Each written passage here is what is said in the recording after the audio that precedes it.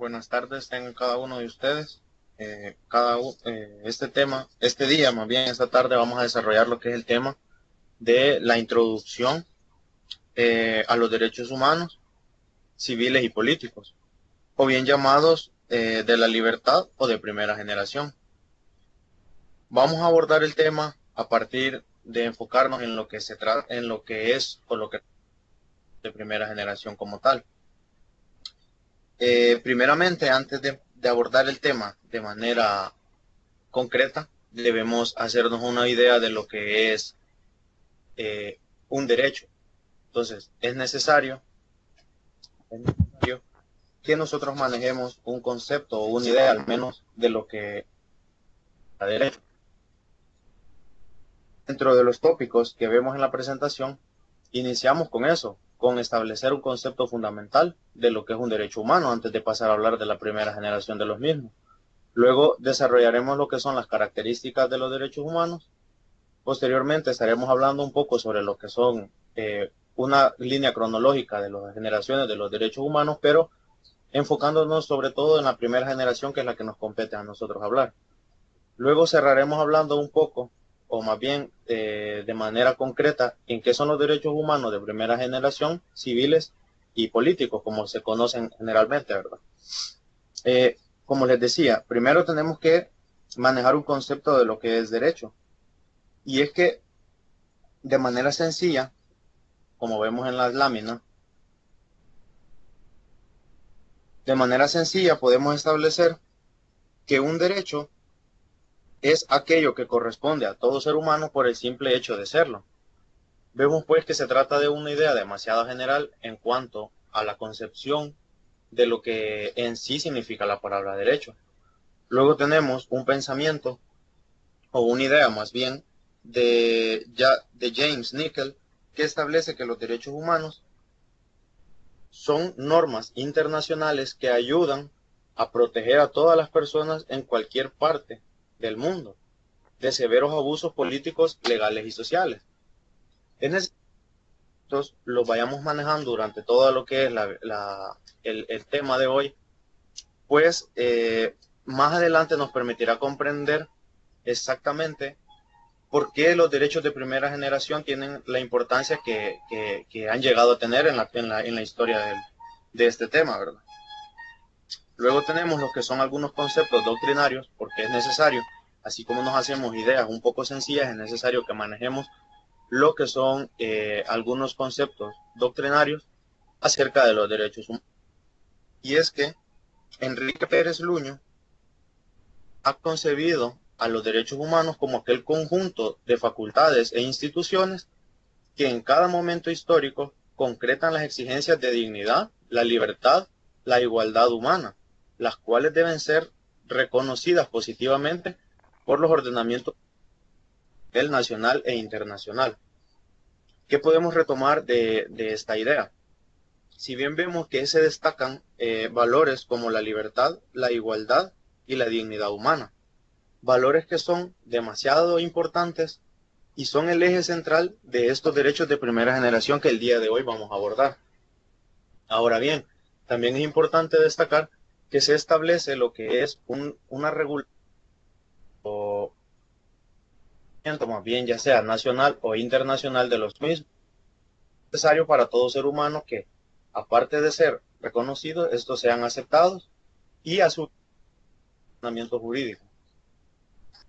Tenemos luego la idea de Margarita Herrera Ortiz, que establece que los derechos humanos son el conjunto de filosofías sociales, políticas, económicas, culturales, religiosas, aquellas aspiraciones éticas, de justicia, de seguridad, de equidad, juicios de valor y otros que se encuentran consagrados en la Constitución.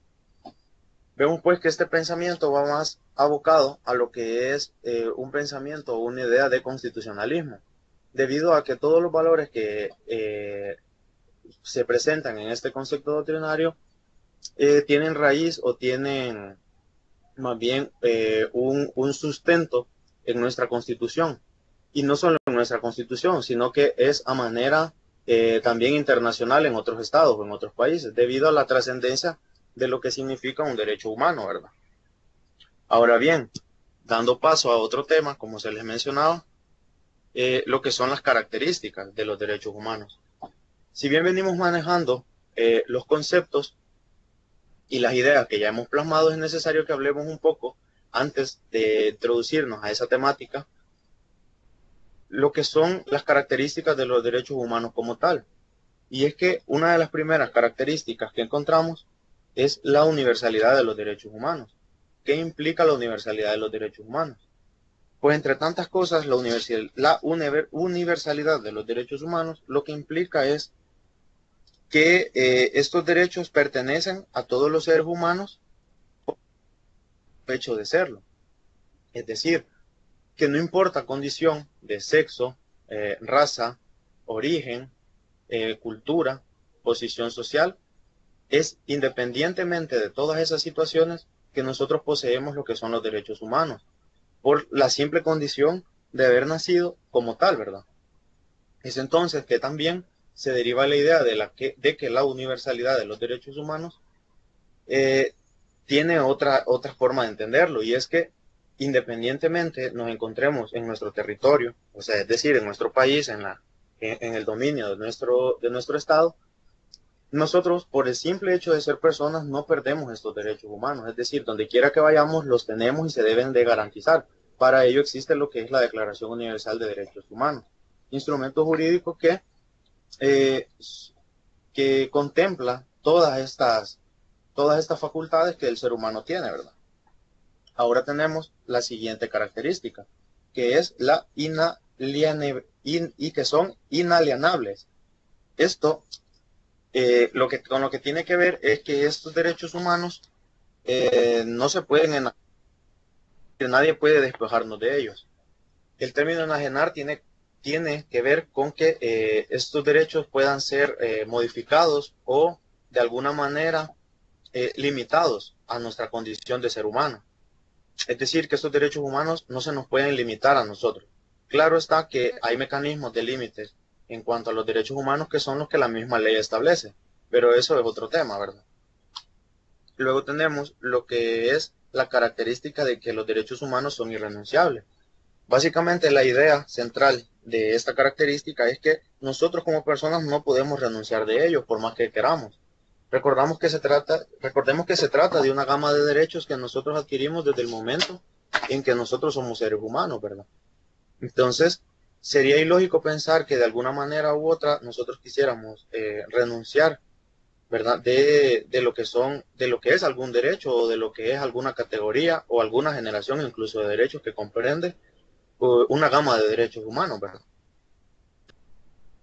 La categoría como tal. También dentro de ser irrenunciables es que los derechos humanos son intransferibles, es decir, los derechos humanos nos pertenecen como persona individual. Los derechos humanos que a mí se me garantizan, yo no puedo transferirlos a otras personas por más que yo quiera. Esto es de una manera imposible realizarlo, porque para eso cada ordenamiento jurídico, cada estado y organismos internacionales tratan de regular y de reconocer y aceptar los derechos humanos para cada individuo, ¿verdad? Luego tenemos la característica de que los derechos humanos son imprescriptibles. Eso tiene que ver con que son para toda la vida. ¿A qué nos referimos con toda la vida? Es que no tienen un tiempo o una fecha de caducidad dentro del cual se nos puedan de alguna manera como suprimir estos derechos. Si bien es cierto, cualquiera podría pensar, o más bien así se ha pensado, de que el límite para los derechos humanos es la misma muerte, pero a través de ideas, de nuevas ideas que han ido surgiendo a través del tiempo, de la historia, se ha llegado incluso a sostener que aún en la muerte es posible tener algunos derechos, pero eso también es otro tema que no nos corresponde hablar ahora. Ahora bien, como última característica, pero de manera de excepción o de manera excepcional, más bien dicho, tenemos que los derechos humanos tienen la característica de la inderogabilidad. ¿Qué quiere decir esto?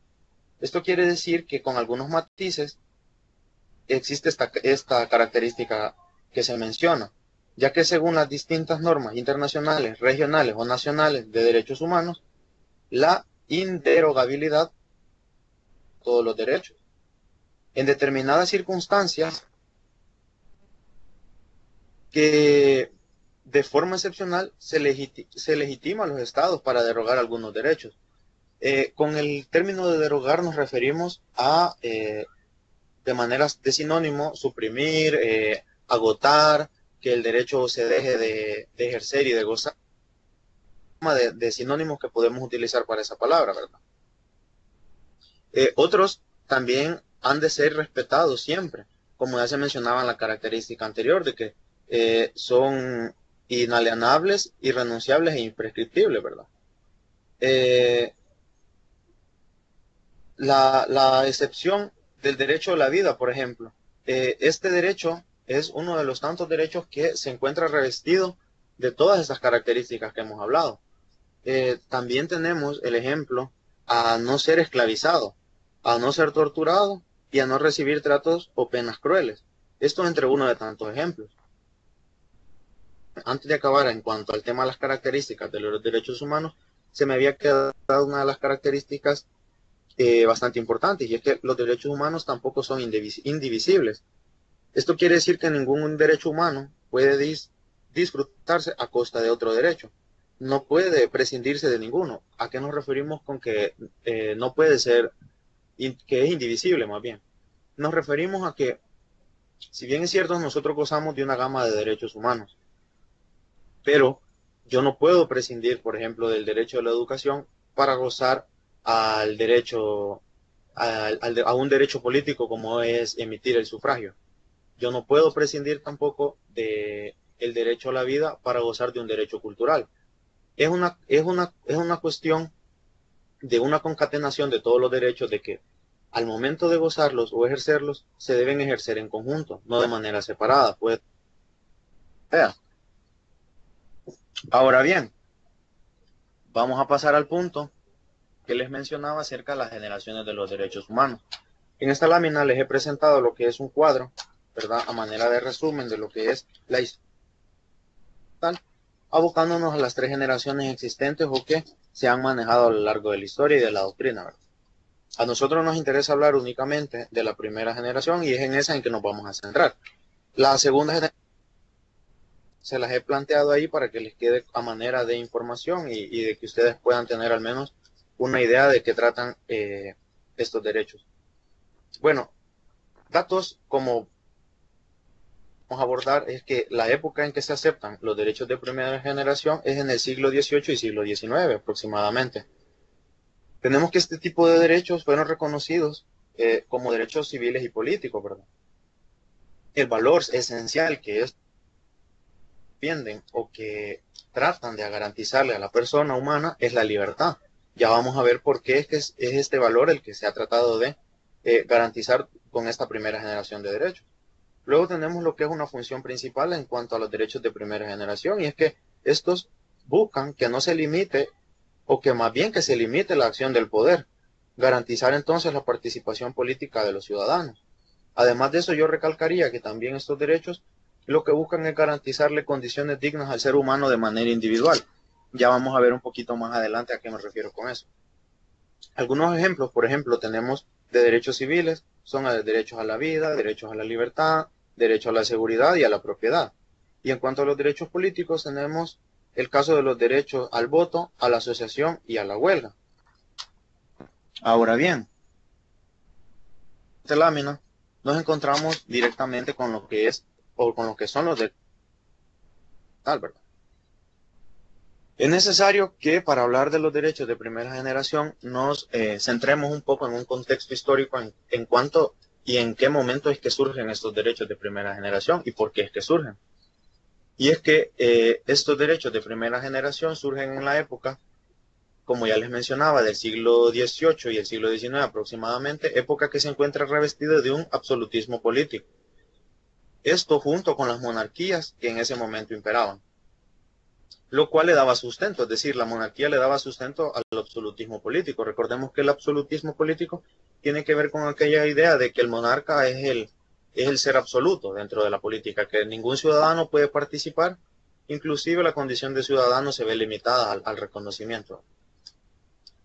Ya es entonces que a finales del siglo XVIII surge el constitucionalismo clásico, idea que les recalcaba hace un momento en uno de los conceptos de lo que es los derechos humanos. Aquí el hombre lo que sucede es que empieza a tomar de que para poder acceder a una convivencia política es necesario garantizarse, conforme a las ideas liberales, que debía tener ciertos derechos que le permitieran ejercer libremente las ideas de la época, ¿verdad? Es entonces que las colonias inglesas se independizan, por ejemplo, en ese momento. Por el mismo tiempo surge lo que es la Declaración Francesa de los Derechos del Hombre y del Ciudadano, que es un dato muy importante respecto a este tema, pues es la primera declaración que recoge lo que son las primeras ideas o los primeros reconocimientos de ciertos derechos civiles y algunos políticos. Las ideas que dieron forma a esos derechos de la primera generación son proporcionadas al mundo por primera vez por pensadores como Aristóteles, Santo Tomás de Aquino, entre otros, ¿verdad? Y luego los retoman en los siglos que ya les mencionaba, en el siglo XVIII y XIX, ya pensadores contemporáneos, y otros que se mencionan en la presentación. Vamos a avanzar dentro de las láminas y nos encontramos con que los derechos de primera generación entonces, o derechos civiles y políticos, como lo venimos manejando también, se refieren a los primeros derechos que fueron consagrados en los ordenamientos jurídicos. Antes de seguir con el tema, es necesario recalcar o hacernos la pregunta más bien de cuál es la importancia en realidad de estos derechos de primera generación. Y es que la verdadera importancia es que en aquellos momentos de la historia el ser humano se encontraba desprotegido ante los atropellos del absolutismo político que existía. Y no solo político, sino también en cuanto a las libertades individuales y así como a los derechos individuales de cada persona. Entonces era necesario que se regulara. Por eso que surge esta primera generación de derechos y es la que se encuentra reglamentada o la que se encuentra consagrada internacionales y nacionales. Recordemos, como les mencionaba, en un principio es necesario que exista un reconocimiento y una aceptación tanto nacional como internacional de los mismos. Estos derechos surgieron como respuesta a aquellos reclamos motivados por los principales movimientos revolucionarios del siglo XVIII en Occidente, en Europa Occidental. Estas exigencias fueron consagradas como auténticos derechos, que es lo que les venía mencionando hace unos momentos, y como tales difundidos internacionalmente para que pudiesen ser reconocidos y aceptados y las personas gozasen de los mismos. Y de ahí es que depende la característica de la universalidad y entre luego tenemos los civiles y políticos están destinados a la protección del ser humano de manera individual contra cualquier agresión de algún órgano público. Cuando hablamos de órgano público nos estamos refiriendo ya sea a instituciones, a entidades, incluso al mismo Estado. Incluso nos podemos referir a instituciones internacionales, ¿verdad? Se caracterizan estos derechos porque imponen al Estado el deber de abstenerse a interferir en el ejercicio y pleno goce de estos derechos por parte del ser humano. Es decir, que garantiza al ser humano esta gama de derechos básicos, se podría decir, para su vida, para el desarrollo de su vida. Luego tenemos en la siguiente lámina, ¿verdad?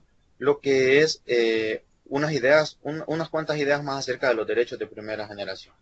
Y es que la primera generación incluye los derechos civiles y políticos. Estos derechos fueron los primeros en ser reconocidos legalmente a finales del siglo XVIII en la independencia de Estados Unidos y en la Revolución Francesa, datos que es muy importante para identificar esta primera generación de derechos humanos.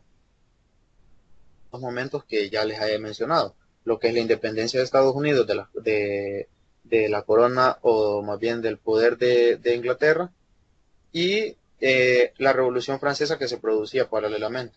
Su función principal consiste en limitar la intervención del poder en la vida privada de las personas, así como garantizar la participación de todos los asuntos públicos políticos.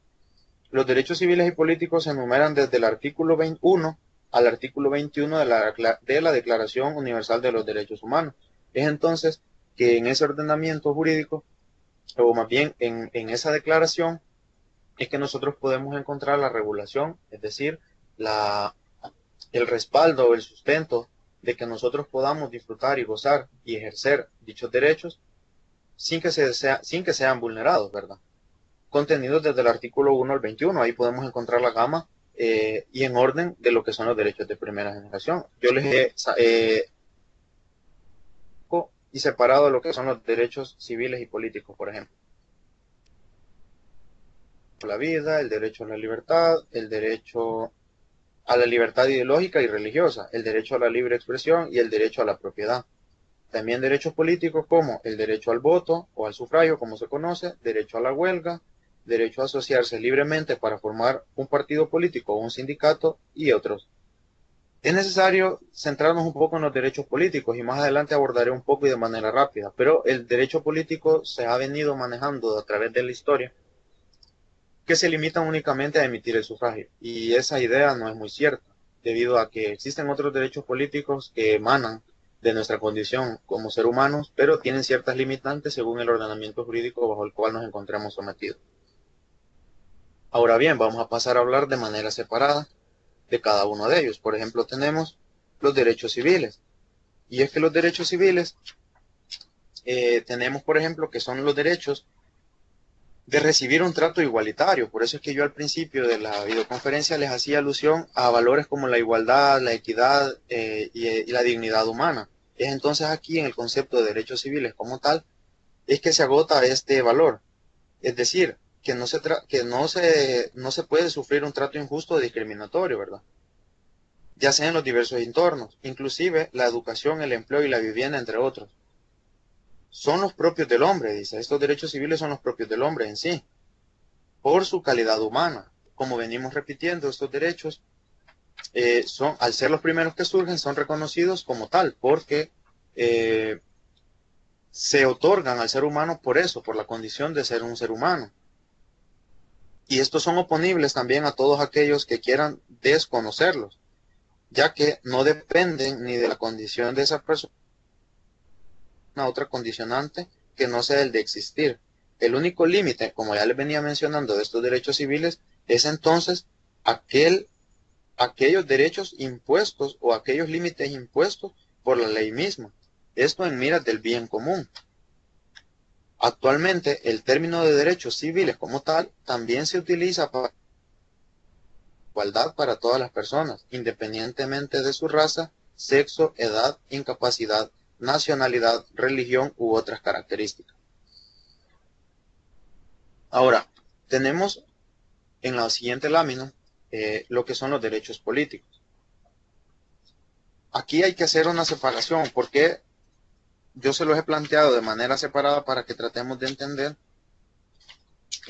o más bien hacerles la idea de que los derechos políticos no se agotan con el simple hecho del sufragio. Tenemos entonces que los derechos políticos son aquellos derechos que tienen los ciudadanos. Hay que recalcar ese concepto de ciudadanos. Más adelante, o si queda chance, si queda tiempo, si queda espacio, les explico a qué nos referimos con ciudadanos, para expresar, ejercer y participar en el universo democrático de la sociedad a la que se pertenece, porque con ello se consolida y se realiza la democracia. Una de las maneras de manifestar este derecho es a través de las elecciones. Los derechos políticos son el conjunto de condiciones y opciones que posibilitan al ciudadano a participar en la vida política de su nación, expresando con el ejercicio del derecho a su criterio, como forma de ejecutar su libertad personal y de conciencia y formando con su manifestación un vínculo con sus representantes electos, es decir, entre gobernantes y gobernados. Aquí procede la idea de la libertad política y de la libertad individual, y debido a este carácter mixto no pueden ser no solamente a los que están en edad de ejercerlos, poseen una relación con el Estado como nacionalidad. Es entonces que esta última idea tiene que ver con la limitante que yo les hablo, ¿verdad? De que es cierto, nosotros somos personas, nosotros gozamos de estos derechos, se nos deben de garantizar, los debemos de ejercer, pero en cuanto a los derechos políticos, existe la particularidad o peculiaridad, si la queremos ver así, de que las normas o las leyes de nuestros países, de nuestro país más bien, establecen un límite de edad dentro del cual nosotros podemos tener acceso al ejercicio y goce de estos derechos políticos. Dentro de estos derechos políticos, por ejemplo, podemos mencionar lo que es la participación en partidos políticos, la participación ciudadana, el mismo sufragio, el hecho de poder accesar a un cargo público. Entonces vemos que no se votan únicamente con lo que es el sufragio como tal, como se viene manejando de manera doctrinaria. Y bueno, sería hasta acá entonces la ponencia en cuanto a los derechos de primera generación. Espero que de alguna manera u otra les haya servido el contenido y les deseo muchos éxitos en su prueba de conocimientos. Nos estaremos viendo si se permite tener otras videoconferencias con ustedes.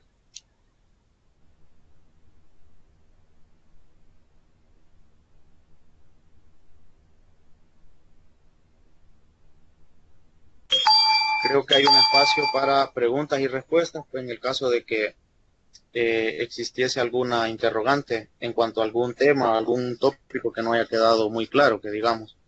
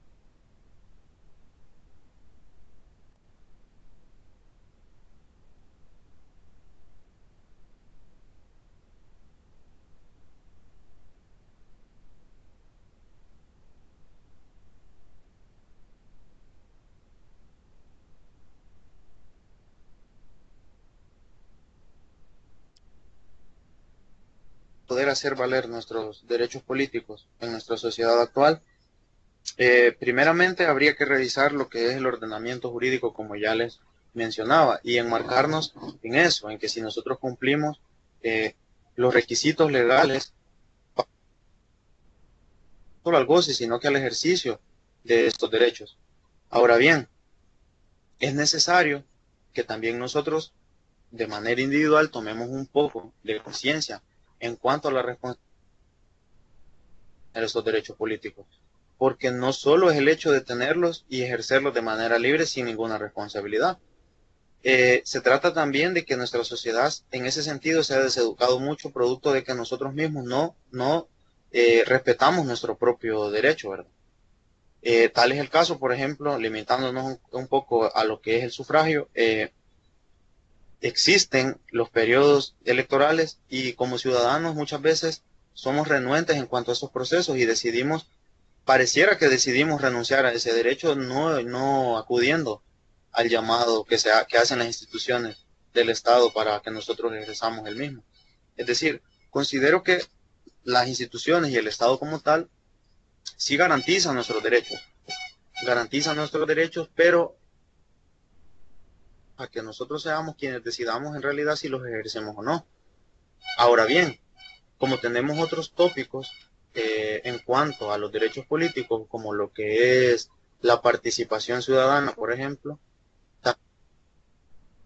de la ciudadanía, para que estos sean los que busquen ejercer ese derecho. Porque el derecho está garantizado y está tutelado en las normas, de hecho.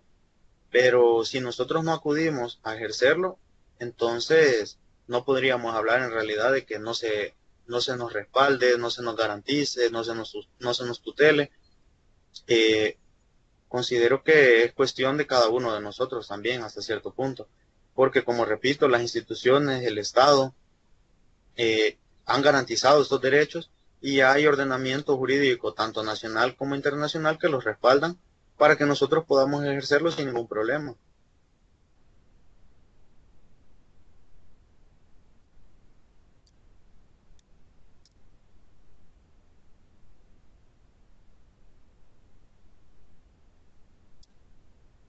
Si existiese otra pregunta, pueden hacerlo a través del chat que se encuentra disponible.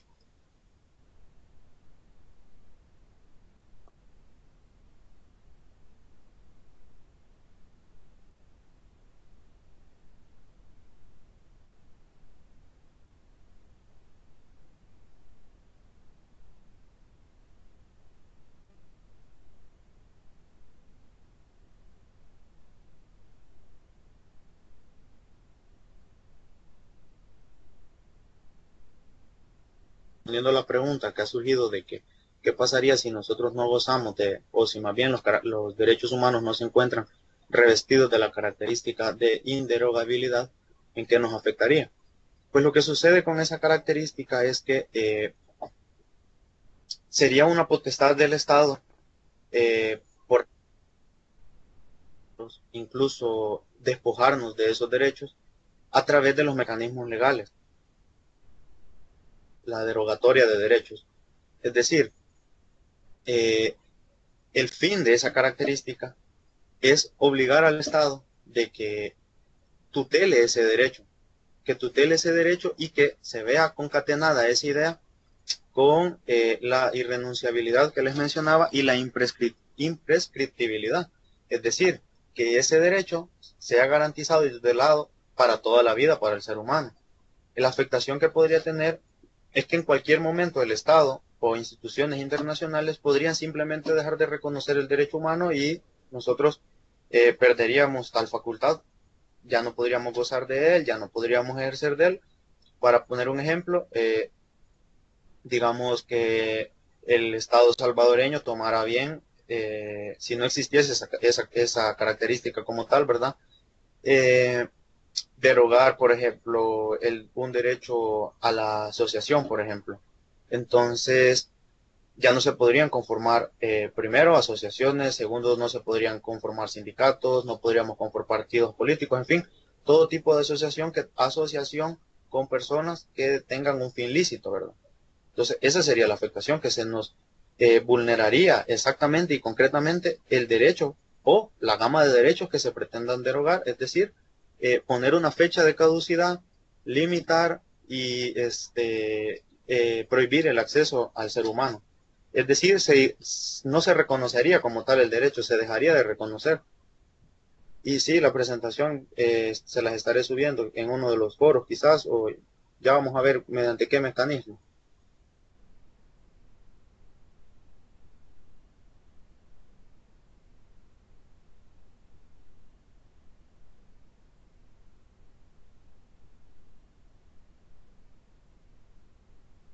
Ah, bueno, aquí pueden descargar la presentación también. No sé si existe alguna otra duda.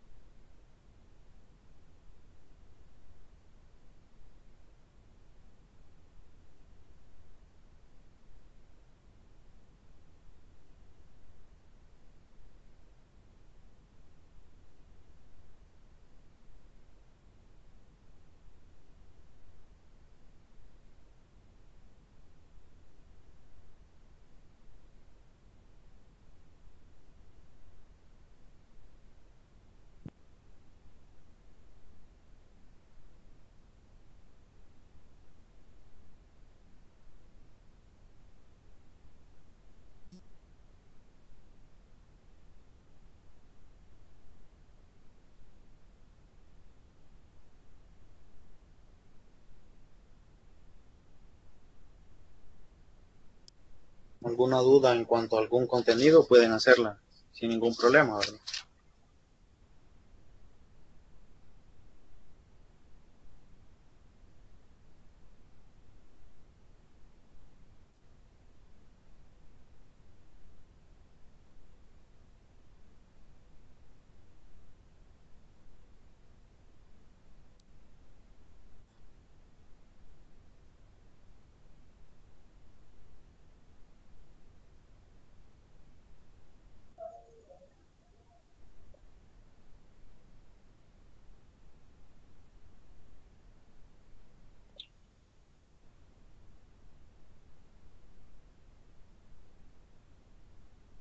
Bueno, yo había preparado a manera de conclusión unas preguntas todo el tema que hemos abordado el día de hoy, pero debido a que el tema se trata acerca de la introducción de los derechos humanos de primera generación, civiles y políticos, y hablamos un poco de manera introductoria de qué son los derechos humanos, la primera pregunta que me parece a mí relevante que ustedes deben no solo de manejar, sino que de tener muy clara es qué es un derecho humano como tal, ¿verdad? Ahora bien, también tenemos una siguiente pregunta que podría ser qué son los derechos de primera generación como tal. Es decir, ¿por qué surgen estos? ¿Por qué se le llamó de exactamente en qué momento es que estos surgen? Esto a manera de que nosotros conozcamos un poco más, no solo la historia, sino que sepamos de dónde emanan todas estas facultades, todos estos derechos, estas capacidades que nosotros tenemos ante el Estado, ante las leyes y ante las instituciones. Punta que podría ser bastante importante para ustedes es cuál es la importancia de estos derechos de primera generación. Cuando hablamos de importancia me refiero a la importancia de que estos surgieran y de que estos se reconozcan. Eh, en todo lo que es el tema que hemos abordado, se ha hablado un poco de los momentos claves en que surgen los derechos humanos, porque surgen, más bien los derechos de primera generación, perdón, porque surgen, y por eso yo les hacía ese catálogo de preguntas a manera de conclusión para que ustedes puedan reflexionar en cuanto al contenido que se encuentra eh, expresado en cada una de las láminas. No sé si tendrían alguna pregunta extra, alguna pregunta adicional o algún comentario que hacer que se encuentra habilitado para ustedes.